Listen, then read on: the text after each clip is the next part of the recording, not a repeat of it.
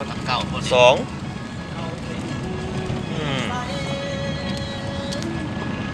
ทางบ้านกกหมากมีความสวยงามหลาย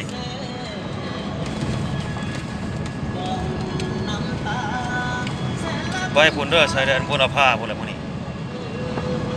ก็ฮอดกกหมากพี่น้องไปเนาะออกสำรวจอย่างงานเมืองตรวจคนละเมืองคนละเมืองอันนั้นพวกผู้เชฟผู้เช้า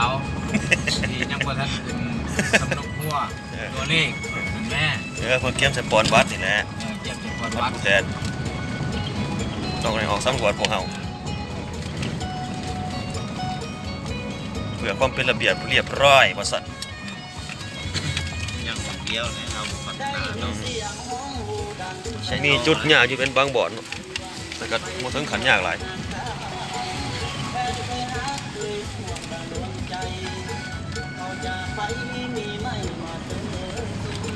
ลงเลยนะปัจจุบันก็ได้รอนะยานะเดี๋ยวอะไรช่องคอยนะส่งให้กันก็ได้เดี๋ยวนั่นแหละก็ส่งแซ่ไปกันนายอำเภอมันก็โอ้ตั้งหน้าตั้งตาขับรถเพิ่นทางหลังมันก็ยิ้มเปื่อยแต่อัดปาก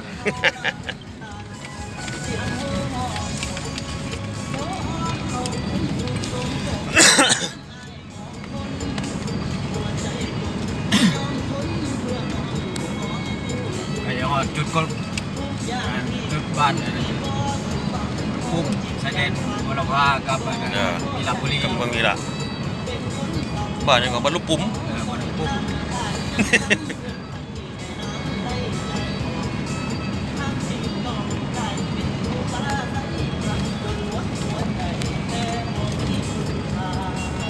นี่ชายแดนบุรพาอะไรเนี่ย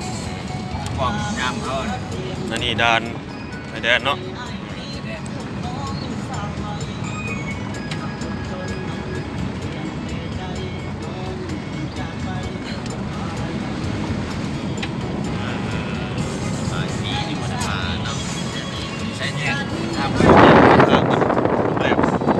มันจะแลกไ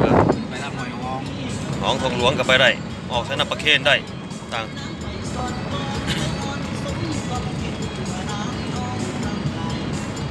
บ้านนั่นที่บ้านนี้ยังก็บ้านพุ่ม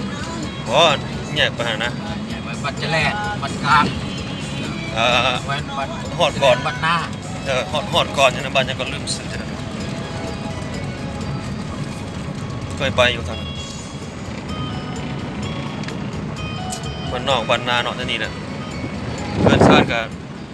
ยังเป็นดังเดิมอยู่ส่วนหลายกำลังพัฒนาเนาะปีชมพัฒนาอาจจะได้เกิดก่อคนทุกคนลายไปแล้วลายมันถึงจังหวะแล้วนะนี่โรงเรียนประถมเนาะที่แม่นำโรงเรียนประถมสมบูรณ์บ้านแล้วก็ลูกปุ๊บโอเคถือว่ายังกันปานไหนเนาะอันนี้ซื้อผายังก็มีซื้อบ่ตัวนี้โมโหเนาะว่าซื้อผายัง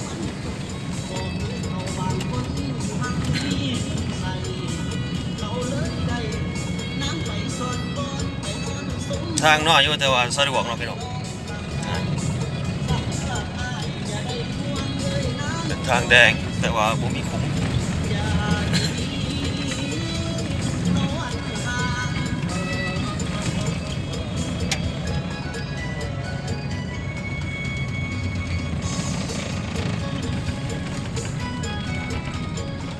ลง YouTube ใช่ไหมเนาะ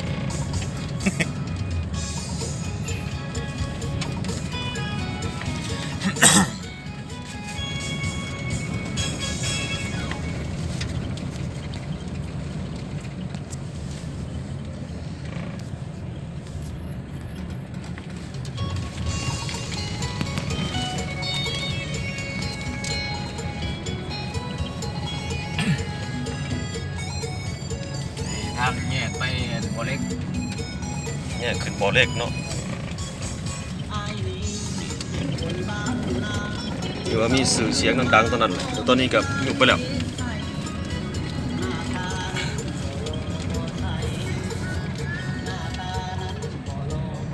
ทยกำลังมาเนาะรถไถนาเดินตามของพี่น้องเฮานี่แหละส่วนลายท่านี้เป็นโซนเผาเลยพี่น้องบ้านไทยก็มีเป็นบางบ่อนเนาะ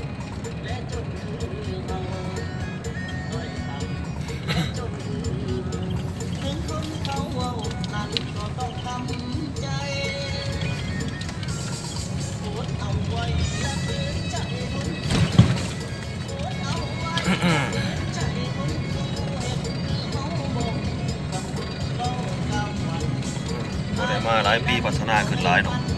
แม่นหมดเลย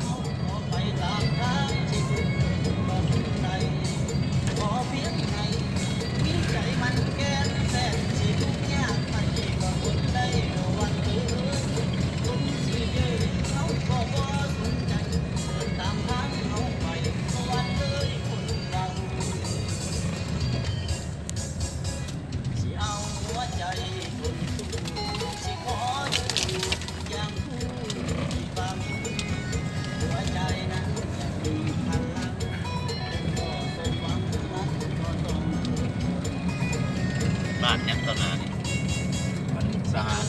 มันต้องมีขาตั้งกล้องมันจะติดปรับจึกไปเลยแกจะเว้าหมด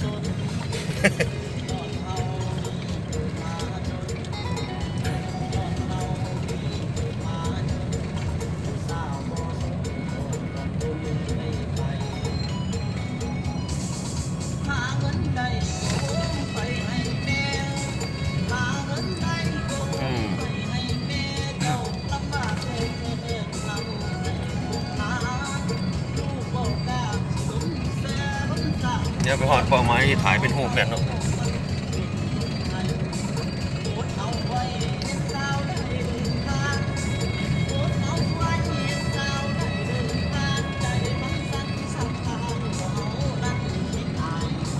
ค่อนข้างสีแดดหน่อยหนึ่ง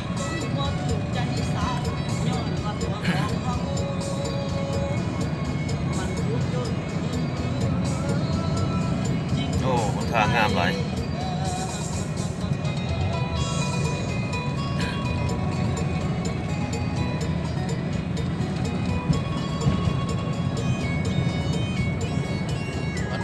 ทหารน่ะ ฮะ นะมันหมกเลย ปันหมูกป่ะ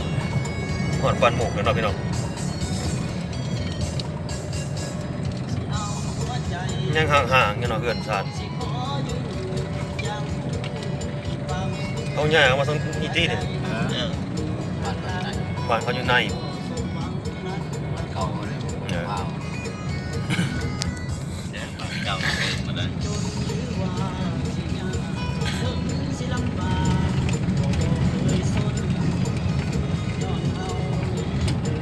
แถวนี้สัญญาณมีแต่ลักเก่าลักสองมันเห็นใต้ของดอก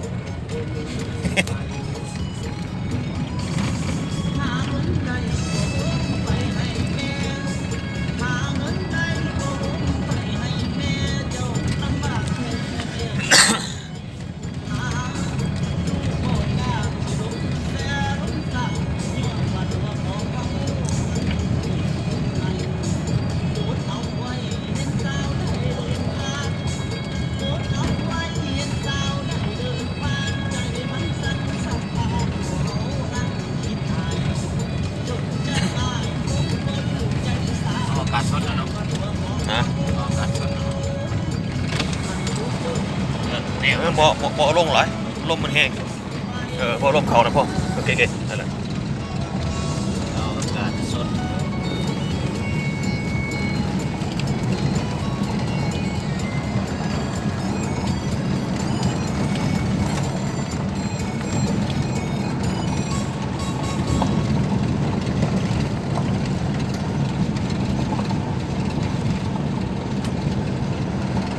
ทางไปมันต้องเดิน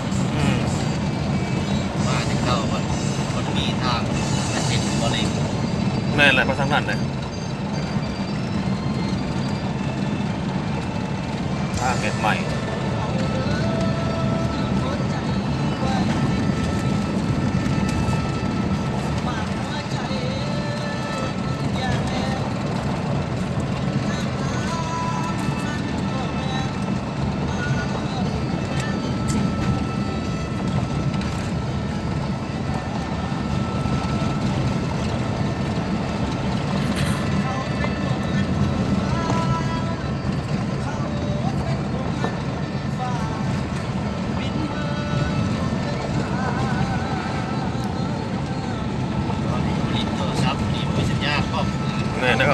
ของอาสัญญาณเขานั่น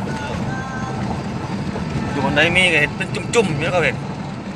คืออยู่แถวอาสะพร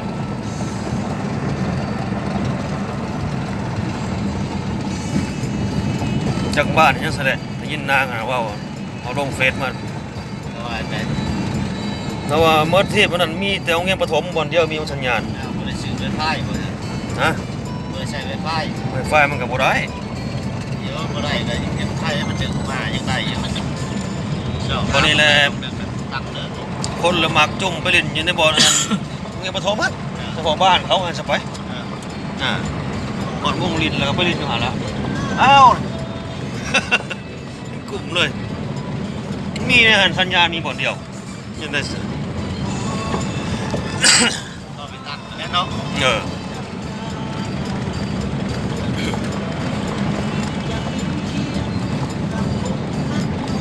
แม่แถวไวไฟไปตั้งในบ่นึงในหันเหลือ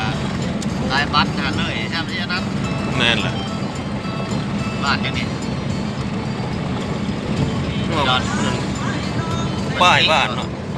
มาทาง เขายังบ่ขึ้นป้ายบ้านเถิดบ่ทราบว่าบ้านจังซี่ บ้านเนาะที่เก่าเนาะ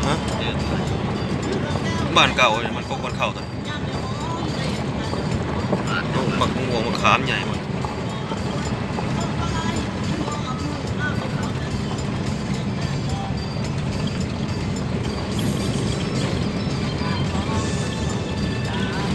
แม่นปักกล้วย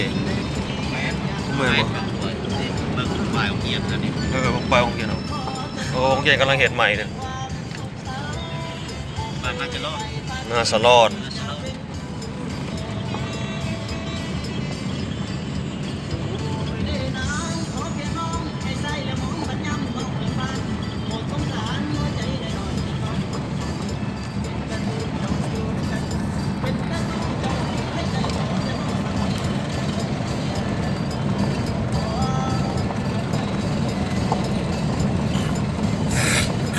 มาแต่เวียง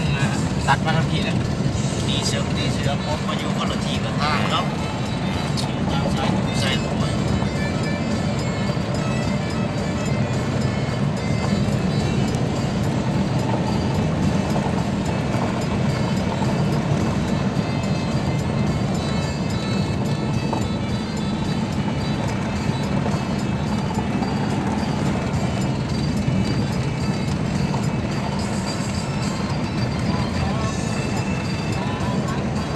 ระยะทางยาวไกลเนาะ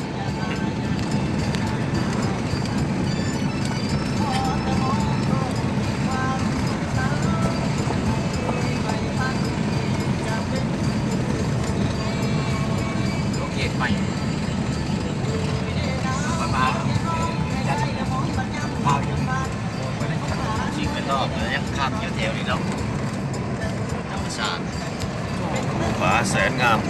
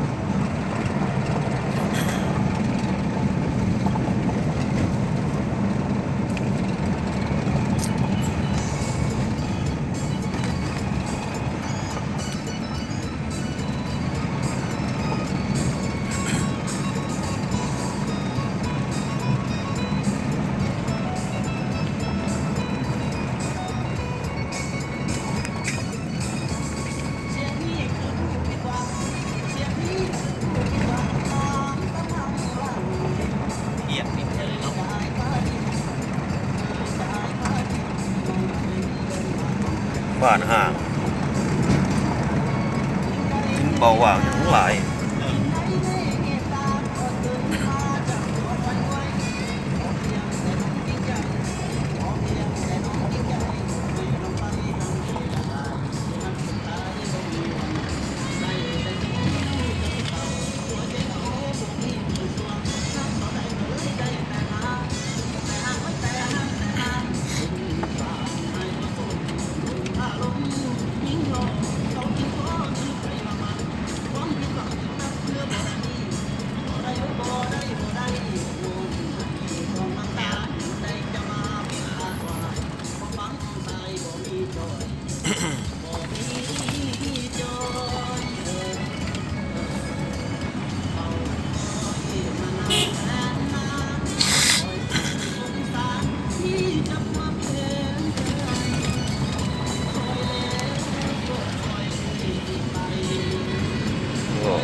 ทงไหนทงนาย เริ่มมาได้เริ่มตรงไหนตรงหน้า เริ่มมีความอุดมสมบูรณ์ขึ้นมีน้ำ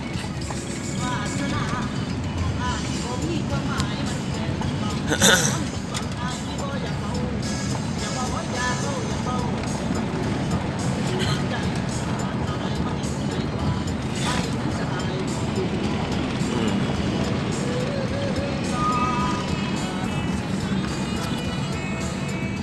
ทางเส้นเองแล้วก็ยังใหม่เลย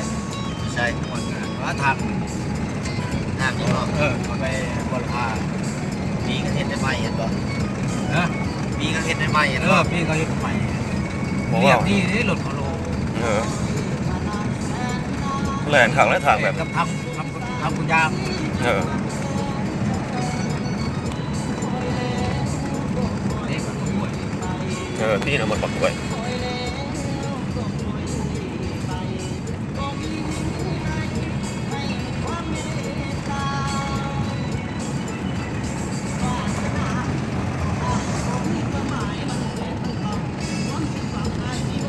ฮอดแล้วบ้านปอกอป่ากล้วยโอ้ย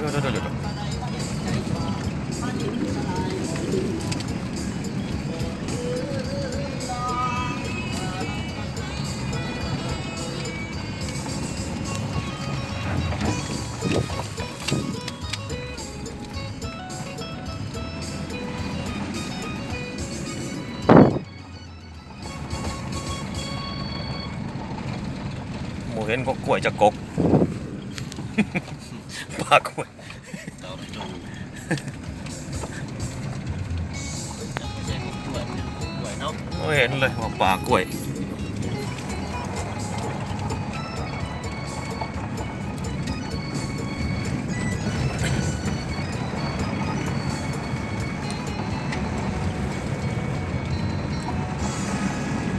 นี่นะมาซื้อไปเงินน้อยเลย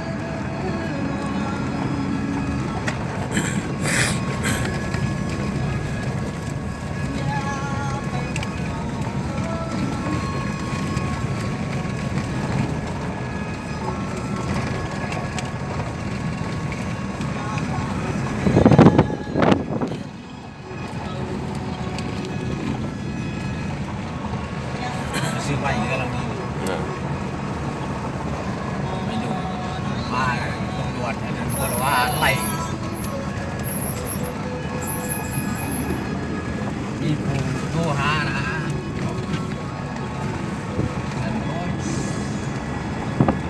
เสียเงินเนี่ยมัน200,000ก็อยากได้จะได้500,000โอ้มีตัวนี้ได้ได้ก็ได้ไม่ได้มาก ว่างแต่ไม่หนองบ้านอยู่เนาะ เขาว่ามีแต่2 คนนี่ไง6 คนเงิน2,000เอายาเนี่ยเดี๋ยวมาได้ก็เชื่อมเนาะ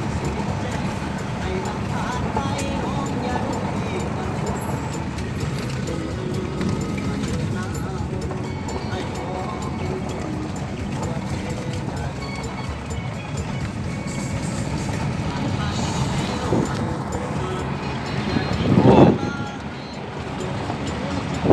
เรียนมัธยมแล้วก็จีแม่นเนาะ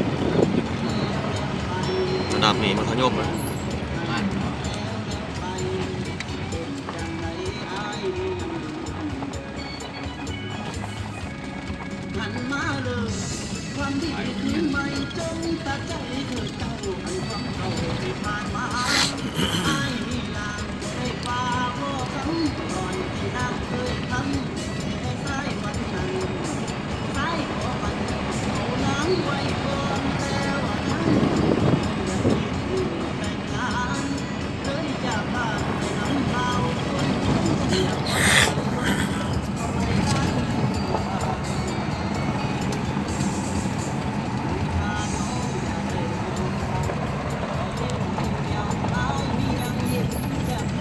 อันนี้จุดชุม เออสุม ชุมนาสลอน สุมหน้าสะดอน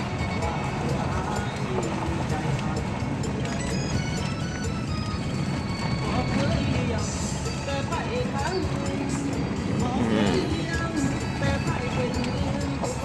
เอาเห็นยังอยู่กลุ่ม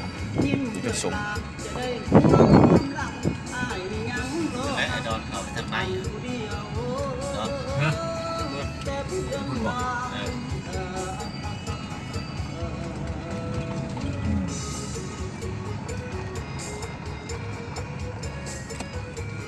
มีงานนะเนาะมีเบียร์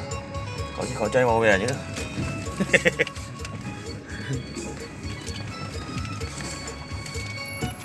สมนาสลอนมีบุหานตังเบาเก่าเคยมากินอยู่ถึงมาเห็ดใหม่ส่งผ่านกลายเป็นผ่านไปเลย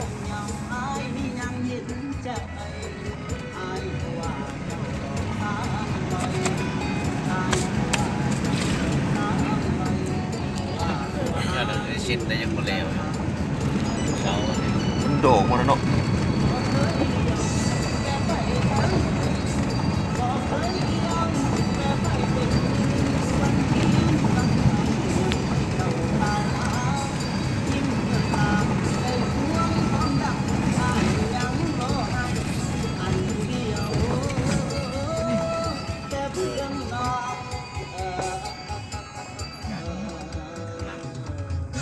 แม่นนะจังหวะ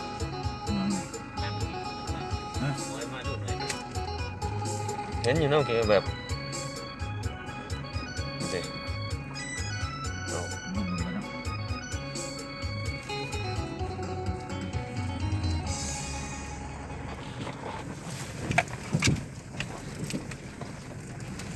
ทั้งหน่อยทายต่อเนาะปิดไปก่อนชั่วคราว